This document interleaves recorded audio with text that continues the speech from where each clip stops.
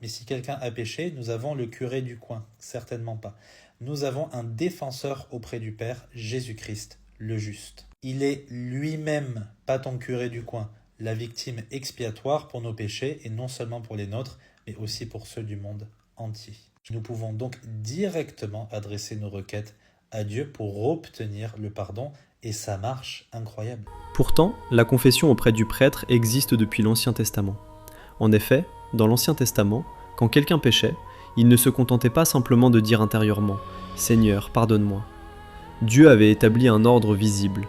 Le pécheur devait reconnaître sa faute, apporter une offrande, et le prêtre intervenait pour l'expiation. Écoutons ce que dit le livre du Lévitique. Lévitique chapitre 5, versets 1 à 10. Lorsque quelqu'un péchera, celui donc qui se rendra coupable de l'une de ces choses fera l'aveu de son péché. Puis il offrira en sacrifice de culpabilité à l'Éternel, pour le péché qu'il a commis. Il les apportera au sacrificateur, qui sacrifiera d'abord celui qui doit servir de victime expiatoire. C'est ainsi que le sacrificateur fera pour cet homme l'expiation du péché qu'il a commis, et il lui sera pardonné. Remarquons bien, le pardon vient de Dieu, mais Dieu passe par le ministère du prêtre. Ce principe est encore confirmé dans un autre passage du Lévitique. Lévitique chapitre 19, versets 21 à 22. L'homme amènera pour sa faute à l'Éternel, à l'entrée de la tente d'assignation, un bélier en sacrifice de culpabilité. Le sacrificateur fera pour lui l'expiation devant l'Éternel, pour le péché qu'il a commis, avec le bélier offert en sacrifice de culpabilité, et le péché qu'il a commis lui sera pardonné. Cela montre déjà une chose très importante. Dieu seul pardonne, mais il peut choisir de passer par des ministres visibles. 2. Le prêtre intervenait aussi pour déclarer pur. Dans l'Ancien Testament, le prêtre n'intervenait pas seulement pour les sacrifices, il avait aussi un rôle dans la purification. Quand Jésus guérit un lépreux, il ne lui dit pas simplement « Tu es guéri, rentre chez toi ». Il lui demande d'aller se montrer au prêtre. Luc chapitre 5, versets 13 à 14. Jésus étendit la main, le toucha et dit « Je le veux, sois pur ». Aussitôt la lèpre le quitta. Puis il lui ordonna de n'en parler à personne. Mais, dit-il, va te montrer au sacrificateur et offre pour ta purification ce que Moïse a prescrit, afin que cela leur serve de témoignage. Jésus respecte donc l'ordre établi par Dieu dans l'Ancienne Alliance. Dans le Lévitique, on voit aussi ce rôle du prêtre. Lévitique chapitre 12, versets 6 à 8. Lorsque les jours de sa purification seront accomplis, si elle n'a pas de quoi se procurer un agneau, elle prendra 2 tourterelles ou 2 jeunes pigeons. Le sacrificateur fera pour elle l'expiation, et elle sera pure. Lévitique chapitre 13, verset 27. Le sacrificateur l'examinera le 7e jour. Si la tache s'est étendue sur la peau, le sacrificateur le déclarera impur. C'est une plaie de lèpre. Lévitique chapitre 14, verset 11, puis 19 à 20. Le sacrificateur qui fait la purification présentera l'homme qui se purifie. Puis le sacrificateur offrira le sacrifice d'expiation, et il fera l'expiation pour celui qui se purifie de sa souillure. Le sacrificateur offrira sur l'autel l'holocauste et l'offrande, et il fera pour cet homme l'expiation, et il sera pur. Nombre chapitre 6, verset 11. Le sacrificateur sacrifiera l'un comme victime expiatoire, et l'autre comme holocauste, et il fera pour lui l'expiation de son péché. Donc, dans l'Ancien Testament, le prêtre avait un rôle réel dans la purification du peuple. 3. Dieu avait établi un sacerdoce. Certains diront « Oui, mais ça, c'était l'Ancien Testament ». C'est vrai, mais cela nous montre déjà une chose importante. Dieu n'est pas contre l'idée d'un prêtre qui intervient dans la réconciliation de son peuple. Au contraire, Dieu lui-même a établi un sacerdoce. Nombre chapitre 3, verset 10. Mais c'est Aaron et ses fils que tu établiras responsables de leur fonction de prêtre. Nombre chapitre 25, versets 11 à 13. Phiné, fils d'Éléazar. C'est pourquoi cette alliance, conclue avec lui et avec sa descendance après lui assure pour toujours la fonction de prêtre, parce qu'il a été zélé pour son Dieu. Dans l'Ancien Testament, Dieu avait donc des prêtres. Il avait un sacerdoce. Il réconciliait son peuple à travers des ministres consacrés. 4. La confession des péchés est déjà présente dans l'Ancien Testament. La Bible parle explicitement de confession des péchés. Dans le livre des Nombres, il est écrit, Nombres chapitre 5, versets 6 à 7. Lorsqu'un homme ou une femme péchera contre son prochain en commettant une infidélité envers l'Éternel, et qu'il se rendra ainsi coupable, il confessera son péché. Et dans le même chapitre, le prêtre intervient dans les démarches religieuses du peuple. Nombres chapitre 5, versets 14 à 16. Supposons que le mari soit saisi d'un esprit de jalousie et soupçonne sa femme, qu'elle se soit effectivement rendue impure ou non. Le mari amènera sa femme au prêtre et apportera en offrande pour elle. Le prêtre fera approcher la femme et la fera se tenir debout devant l'Éternel. On voit donc deux éléments importants, la confession du péché et l'intervention du prêtre. 5. Les péchés sont pardonnés à travers le ministère du prêtre. Le livre des Nombres montre encore que le prêtre faisait l'expiation pour le peuple. Nombres chapitre 15, versets 22 à 25. Si vous péchez involontairement, en n'observant pas tous ces commandements que l'Éternel a fait connaître à Moïse, toute l'assemblée offrira un jeune taureau en holocauste. Le sacrificateur fera l'expiation pour toute l'assemblée des enfants d'Israël, et il leur sera pardonné. Le même principe est répété en Nombres chapitre 15, verset 28. Le prêtre intervient pour l'expiation du péché. Encore une fois, ce n'est pas le prêtre qui remplace Dieu, c'est Dieu qui agit à travers le prêtre. 6. Jésus n'abolit pas, il accomplit. Maintenant, passons au Nouveau Testament. Jésus ne vient pas abolir tout ce que Dieu avait préparé, il vient accomplir. Matthieu chapitre 5, versets 17 à 18. Ne croyez pas que je sois venu pour abolir la loi ou les prophètes. Je suis venu non pour abolir, mais pour accomplir. En effet, je vous le dis en vérité, tant que le ciel et la terre n'auront pas disparu, pas une seule lettre, ni un seul trait de lettre ne disparaîtra de la loi avant que tout ne soit arrivé. Dans l'Ancien Testament, il y avait des prêtres, des sacrifices et une réconciliation imparfaite. Dans le Nouveau Testament, Jésus accomplit tout cela. Il est le grand prêtre parfait. Il offre le sacrifice parfait, lui-même sur la croix. Mais Jésus ne supprime pas tout ministère visible. Au contraire, il envoie ses apôtres. 7. Jésus donne aux apôtres le pouvoir de pardonner les péchés. Voici maintenant le passage central. Après sa résurrection, Jésus apparaît à ses apôtres. Jean chapitre 20, versets 21 à 23. Jésus leur dit de nouveau, « La paix soit avec vous. Comme le Père m'a envoyé, moi aussi je vous envoie. » Après ces paroles, il souffla sur eux et leur dit, « Recevez le Saint-Esprit. Ceux à qui vous pardonnerez les péchés, ils leur seront pardonnés, et ceux à qui vous les retiendrez, ils leur seront retenus. » Ce passage est très clair. Jésus ne dit pas seulement « Annoncez que Dieu pardonne ». Il dit « Ceux à qui vous pardonnerez les péchés, ils leur seront pardonnés, et aussi « Ceux à qui vous les retiendrez, ils leur seront retenus. » Mais comment les apôtres peuvent-ils savoir quels péchés pardonner ou retenir s'ils ne les entendent pas ? Ce passage montre donc que Jésus donne à ses apôtres un véritable ministère de réconciliation. C'est la logique même de la confession. 8. Jésus a le pouvoir de pardonner les péchés et il peut communiquer ce pouvoir. Dans l'Évangile selon saint Matthieu, Jésus guérit un paralysé et montre qu'il a le pouvoir de pardonner les péchés. Matthieu chapitre 9, versets 6 à 8. Afin que vous sachiez que le Fils de l'homme a sur la terre le pouvoir de pardonner les péchés, lève-toi, dit-il alors au paralysé, prends ta civière et retourne chez toi. Quand la foule vit cela, elle fut émerveillée et célébra la gloire de Dieu, qui a donné un tel pouvoir aux hommes. Ce passage est important. Il montre que Jésus a le pouvoir de pardonner les péchés sur la terre.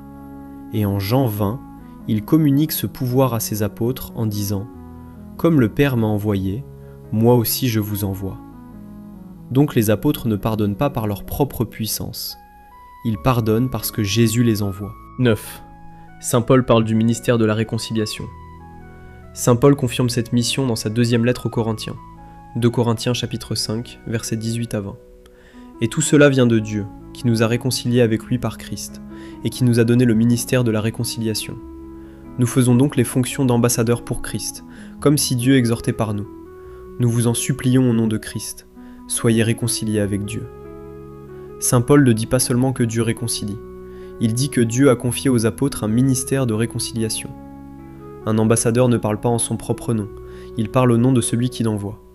Ainsi, quand le prêtre pardonne les péchés dans le sacrement de confession, il ne parle pas comme un simple homme, il agit comme ministre du Christ. 10. Les premiers chrétiens confessaient leurs fautes. Dans les Actes des Apôtres, on voit aussi que les croyants confessaient leurs actions. Actes chapitre 19, versets 17 à 18. Cela fut connu de tous les Juifs et de tous les Grecs qui demeuraient à Éphèse, et la crainte s'empara de tous, et le nom du Seigneur Jésus était glorifié. Plusieurs de ceux qui avaient cru venaient confesser et déclarer ce qu'ils avaient fait. La confession des fautes n'est donc pas étrangère au Nouveau Testament. Elle fait partie de la vie chrétienne. 11. Jésus donne aussi le pouvoir de lier et de délier. Jésus donne aux apôtres une autorité spirituelle. Matthieu chapitre 18, verset 18. Je vous le dis en vérité, tout ce que vous lierez sur la terre sera lié dans le ciel, et tout ce que vous délierez sur la terre sera délié dans le ciel. Lier et délier, dans ce contexte, signifie exercer une autorité donnée par Dieu. Ce que les apôtres accomplissent sur la terre, Dieu le ratifie dans le ciel, parce que cette autorité vient du Christ.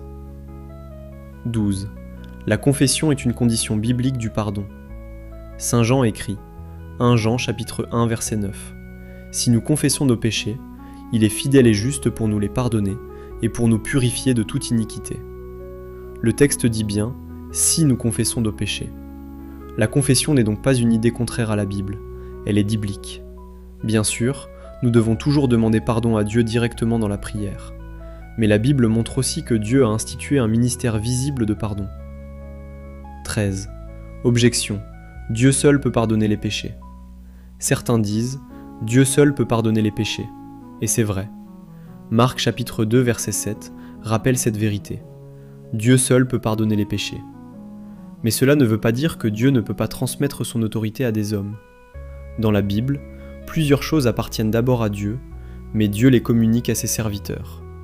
Dieu est le seul Père au sens absolu, mais saint Paul dit aux Corinthiens, 1 Corinthiens chapitre 4 verset 15, « Vous n'avez pas cependant plusieurs pères, puisque c'est moi qui vous ai engendré en Jésus-Christ par l'Évangile. » Le Christ est le seul maître, et pourtant saint Paul parle aussi de maître dans le Christ. Le Christ est le bon pasteur, et pourtant il dit à Pierre, Jean chapitre 21 versets 15 à 17, « Paix mes agneaux, paix mes brebis. » Le Christ détient les clés, mais il les confie aussi à Pierre. Matthieu chapitre 16, versets 18 à 19. Jésus donne à Pierre les clés du royaume et le pouvoir de lier et de délier.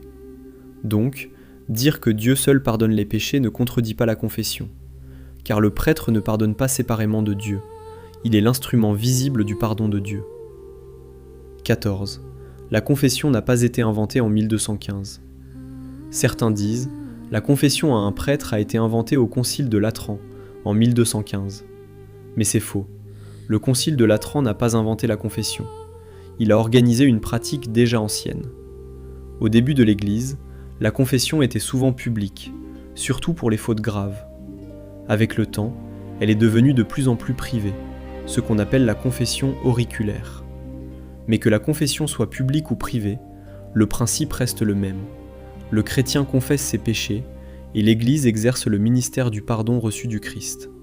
Ce qui change, ce sont les modalités disciplinaires. Ce qui ne change pas, c'est le pouvoir confié par Jésus à son Église. Ceux à qui vous pardonnerez les péchés, ils leur seront pardonnés. 15.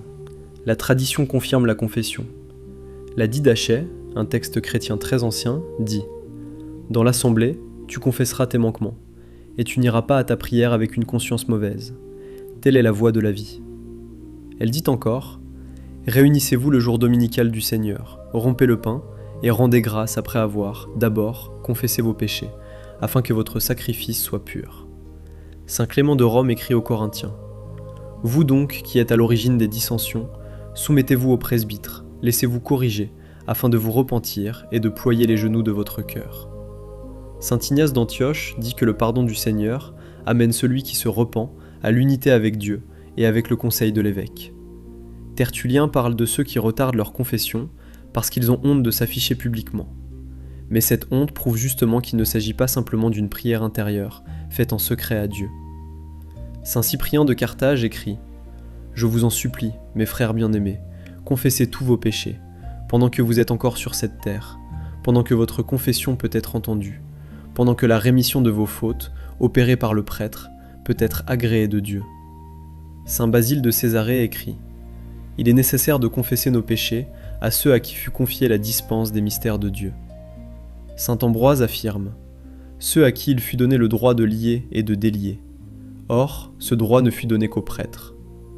Saint Jean Chrysostome explique que les prêtres ont reçu une autorité spirituelle très grande, car Jésus a dit : Ceux à qui vous remettrez les péchés, ils leur seront remis. Ceux à qui vous les retiendrez, ils leur seront retenus. Ces témoignages montrent que les premiers chrétiens ne voyaient pas la confession comme une invention humaine. Ils y voyaient une grâce confiée à l'Église par le Christ. 16. Même certains réformateurs ne rejetaient pas la confession. Il y a aussi un point historique très important que beaucoup ignorent. Aujourd'hui, beaucoup de protestants évangéliques rejettent totalement la confession à un prêtre ou à un ministre de l'Église. Mais les premiers réformateurs eux-mêmes ne parlaient pas toujours ainsi. Martin Luther, par exemple, critiquait certains abus catholiques, mais il n'a pas simplement supprimé toute idée de confession. Dans son petit catéchisme, publié en 1529, Luther écrit : Qu'est-ce que la confession ? La confession comprend deux choses. Premièrement, on doit avouer ses péchés. Deuxièmement, on doit recevoir, de la bouche du confesseur, l'absolution ou rémission des péchés, comme venant de Dieu lui-même, et croire sans aucun doute que par elle, les péchés sont réellement pardonnés devant Dieu. C'est très fort. Luther dit que le croyant doit avouer ses péchés, recevoir l'absolution de la bouche du confesseur, et croire que par cette absolution, les péchés sont réellement pardonnés devant Dieu. Cela ne correspond pas au rejet moderne de la confession, que l'on entend souvent dans certains milieux évangéliques. Luther a même écrit : Je préférerais plutôt continuer à être soumis à la tyrannie du pape que d'abolir la confession. Mélenchon, autre grande figure de la Réforme, déplorait lui aussi la disparition de la confession et estimait nécessaire de la rétablir. Henri VIII, avant sa rupture complète avec Rome et avant ses excès, écrivait également que si la doctrine de la confession n'était pas déjà visible dans l'Écriture et chez les pères de l'Église, la pratique constante de tous les peuples chrétiens suffirait à montrer qu'elle n'était pas une invention humaine, mais une loi divine. Et même Leibniz, célèbre philosophe protestant, reconnaissait la grandeur spirituelle de la confession. Il voyait dans le confesseur un instrument puissant pour aider l'âme à se relever, à être conseillée, corrigée et consolée. Cela montre une chose importante.